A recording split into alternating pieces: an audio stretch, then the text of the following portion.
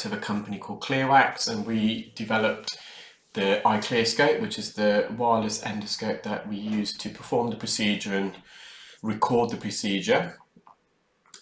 We also train ear professionals around the UK and internationally also in endoscopic earwax removal, and we also have an online portal where you can, if you're in the UK at least, you can find your nearest Clearwax earwax removal specialist. So please visit our website, which is www.clearwax.co.uk. I've just got a couple of clients' procedures that I've uploaded today. So this is the left ear of the first client. They've got very glutinous earwax, very sticky earwax with a few skin adhesions. This patient is a regular. They have to attend every 6 months.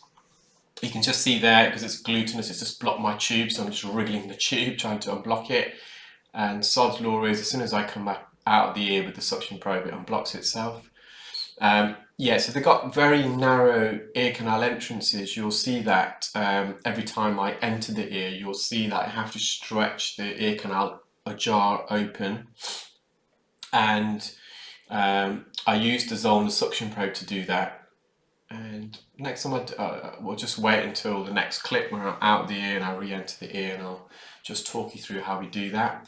So the secret with glutinous wax like this, you want to just kiss the surface of the wax, because otherwise, even then, you run the risk of blocking the tube. But if you go in gung-ho with the suction probe, you're just digging it into the soft wax and blocking the tube straight away. So you just saw there, I just went into the ear and I lifted the cartilage, the concha cartilage up, which then allows me access. So you'll see it in a moment. So I'm just lifting the cartilage up, widening the ear. The outer third of the ear canal is flexible. It's made up of cartilage.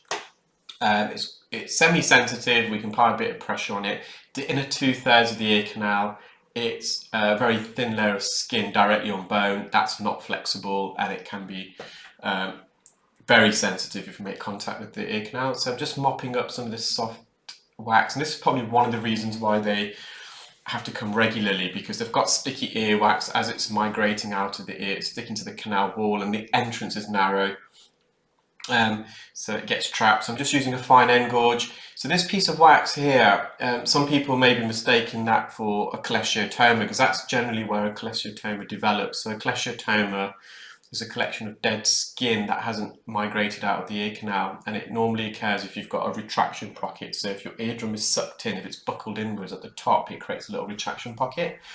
And so that sometimes can look like a cholesteatoma, but it wasn't. It was just soft wax. Bit of dead keratin around the edge, and just mopping that up. And the eardrum, you can see the patient has what we call tympanosclerosis. So that's a scarring, a calcification of the eardrum. The scarring generally happens in the middle layer of the eardrum. So the eardrum is made up of 3 membranes. The thickness of the eardrum is probably around 1 millimeter. So it's wafer thin, and the calcification, the scar tissue, normally occurs in the middle of those 3 eardrums. You can see she's got it anteriorly, so to the left, and posteriorly to the right.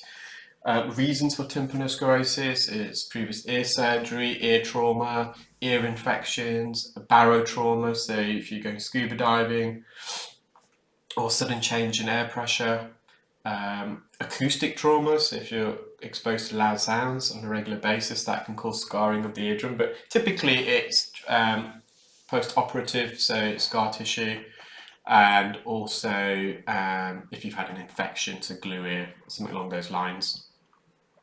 Just doing the right side again, the wax is a bit mushy. It's not as mushy as the left side.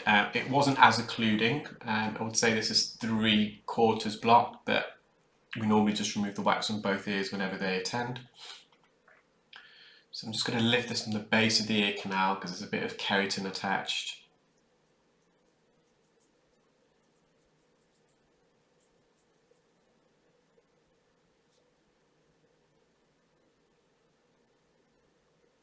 There we are, just gently lift that keratin. Got to be careful with keratin, it can clarinet, and clarinetting is when dead skin flaps violently at the tip of the suction probe, and it emits a very, very high frequency squeal, which is almost deafening, not only for the patient but for myself. So you've got to be very careful that you don't have clarinetting when you're removing dead skin, and sometimes that's why we just leave a bit of skin in the ear, because it's not worth it. It's not going to improve their symptoms. And you run the risk of clarineting noise exposure, which can cause temporary or permanent hearing loss. It can cause temporary or permanent tinnitus. So sometimes less is more, guys, when you're performing earwax removal. So you can see she's got a small tympanosclerotic patch anterior to the front of the eardrum to the right. There's just some dead skin here. So I'm just using a Jobson horn. So we're on the cartilage portion, so we can put a bit of pressure. So this is the flexible portion of the ear canal, and it's semi-sensitive. If this was on the bony part of the ear canal, we would have just left well alone because it would have been too uncomfortable. Trying to avoid the suction because we just don't want it to clarinet because there is some dead skin there. Just going back in to mop up the rest. So quite commonly in people's ears, there's a blind spot as you enter the ear, so to the rear of the ear canal as soon as you enter. So on the right ear it's to the left, and when it's on the left ear it's to the right, there's a little blind spot there, which it's not blind with an endoscope because we can see everything with an endoscope. And you generally get some wax hiding or some dead keratin hiding in that blind spot. So this is patient 2. This patient left a lovely review today on my the Hair Clinic Google page, so feel free to read that. So they've been using cotton buds. I know that's bad. Patient kind of realised that shouldn't have done that. And this is the outer layer. So this patient had 3 layers of earwax. So this is the outer layer, which is a bit kind of, how would you describe it? A bit soft and gooey. There's loads of skin adhesions here, so it is adhered to the canal wall. So we're just trying to elevate this off the canal wall. And because I know already they've been using earbuds, this wax is very likely to be impacted against the eardrum. So the last thing I want to do is put additional pressure on this wax as to push it forwards towards the eardrum. So we're just very gently just trying to tease this off the canal wall. And with the suction probe, again, I don't want to put too much pressure against the wax. We just want to hover over it. So we don't want to be pushing this wax any further against the eardrum because it's already impacted against the eardrum, which you will see a bit later on in the procedure. So just little wriggle motions, little wriggle movements, that helps to release the dead keratin, the skin that's adhered to the canal wall.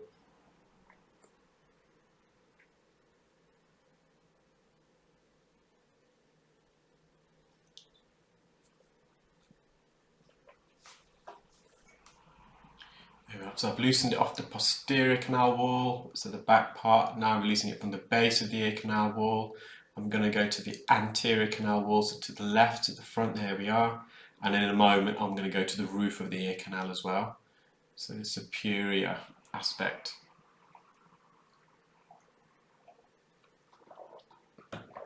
So we are wriggling and extracting this wax forward, you can tell, because the cilia, the hairs are becoming in view again. The hair follicles are always in the outer part of the ear canal, the outer third. That's where the hair follicles grow. You don't get hair follicles in the inner 2/3 of the ear canal where the bony part of the ear canal is. And generally speaking also the ceruminous glands and the sebaceous glands, which are the glands that ceruminous glands secrete sweat, sebaceous glands secrete a substance called sebum, which contains alcohols, long chains of saturated and unsaturated fatty acids, alcohols, squalenes, and that all combined creates an oily substance, and that combines with the sweat and it combines with dead skin to form earwax. They're all on the outer third of the ear canal. So whenever you see wax very deep in the ear like this, you have to ask the question, the first question you ask, have you been poking in your ears? How did it get so deep? Now, in some cases, as the wax is being secreted, it's not naturally coming out, so then you get a backlog almost. The wax, you're getting an overproduction of wax, and it has to obviously then go backwards because it's got nowhere, it can't come out the ear. So just say you've got a very narrow ear canal and the wax, or it's sticky and it gets trapped near the front, you then get a natural buildup which then goes backwards because it's got nowhere else to go. So this is the second layer of wax. It's a bit dry, a bit matted. So again, why is that hair there? So we know the patient has been pushing. And this is the final layer. It's really directly impacted onto the eardrum. So again, these procedures, you're just going to have a really steady hand. You're going to be very gentle. This is quite literally stuck, so I'm just teasing it. And you've got to be careful with the suction probe. You don't want to be making, so you can see just at the bottom, we're very close to the base of the ear canal wall and the anterior canal wall. We don't want to be making contact with that with the Zollner suction probe, but at the same time I want to wriggle this wax. So I've got two things on my mind here. I'm just trying to loosen this wax, really wriggling it, but I also want to avoid contact with the canal wall, because that if we make contact with the canal wall there, it would be uncomfortable. Just release that. Now you could go in with a fine end, but I didn't, because I know this piece was just too stubborn and too large a piece for a fine end. A fine end wouldn't have been powerful enough. There's a tympanic membrane, so it's slightly inflamed just because the wax has been impacted, but it won't be causing any problems. Just a bit of dead keratin there, you can see at the base of the ear canal near the entrance, so just mopping that up.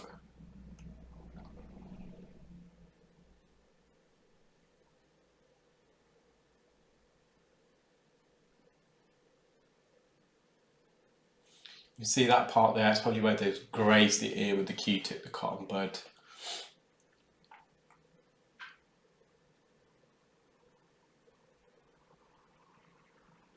So just maybe a bit careful with this region. I know this is the part where they've probably made contact with the canal wall. And that'll all heal over.